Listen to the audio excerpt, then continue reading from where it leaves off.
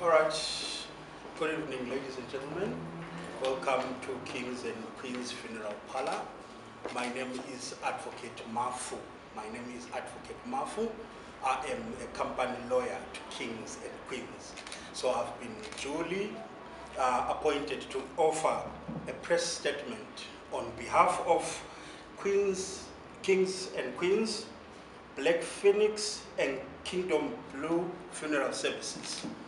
The purpose why there are so three funeral parlors is that these parlors are the ones that are implicated in the process or in this statement that we're going to issue out, and they've jointly tasked me with the honors to present this statement on their behalf. All right, so we wish to categorically put it on record to the members of the media here in present that I am doing so in an official capacity duly ordained to me on behalf of three funeral parlors. All right, so we've got a statement that we've prepared on record which shall be privy to the members of the media soon thereafter its presentation, and members of the media are privy to asking questions as soon thereafter once the statement has been made. So our statement reads as follows. Kings and Queens, Black Phoenix and Kingdom Blue Funeral Services wishes to vehemently distance themselves from the social media events that took place at Halelua Ministries. The funeral parlors herein were used individually and separately through various forms of misrepresentations to suit a particular outcome which at the time was unknown to the funeral parlors.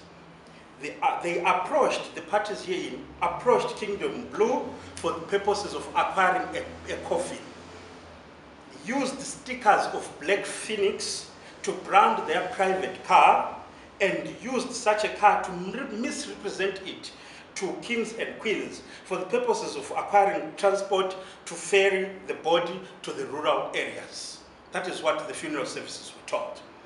It is with regret that the outcome of such a plot or scheme has adversely affected our reputation as service providers, our valued clients, and the general public.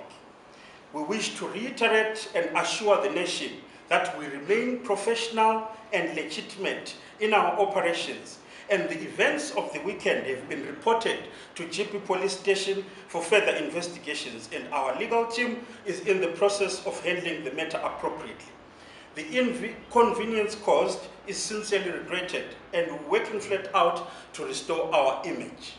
I have to put it on record categorically that none of the three funeral parlors had a corpse or the body of the deceased at all material times.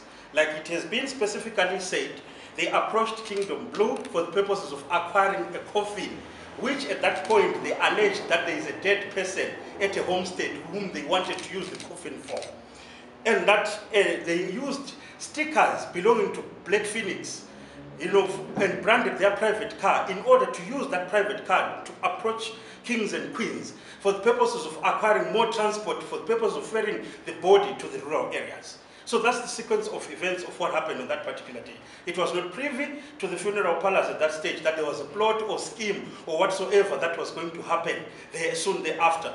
All the funeral parlors only became aware of that once there was a social media outcry that there is an event that went on further to happen, and that implicated them in so many ways. So this is our official statement on behalf of Kings and Queens, Black Phoenix, and Kingdom Blue Funeral Services. And I also wish to put it on record that the said representatives of the funeral parlors are here with us here to show solidarity and make a bold statement, in which statement they deny vehemently so that they were never a party of the outcome of what happened, which was highly publicized in social media.